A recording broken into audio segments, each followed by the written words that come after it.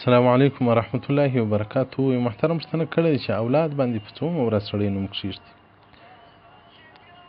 محترمه په حدیث مبارکو کې خو راځي چې د اولاد حق پر پلار دا دی چې د ولادت څخه بعد پر اوومه ورځ باندې د باندې نوم کښېږدي، لا قبله نه مخکې. نو دا مسنون ترکم دا دی چې د اووم په ورځ باندې باید هغه څلور وخریل شي او نوم به ورباندې کښېښودل شي. زموږ د خو دومه او درېیمه نوم ورباندې ږدي، د څلوېښتۍ څخه بعد سر ورخري. هغه کارونه ټول د شریعت څخه موږ مخالف کړي دي. که داسې کوچنی ډېر ضعیفه وي، که سر ورخري بیا مشکل ورته پېښېږي، د عذر په وجه که وزن ډول شي بیا څه مشکل نشته.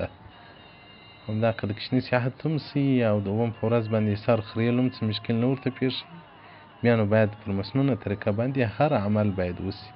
شرط الاسلام صفحه 454 والسلام علیکم ورحمة الله وبرکاته.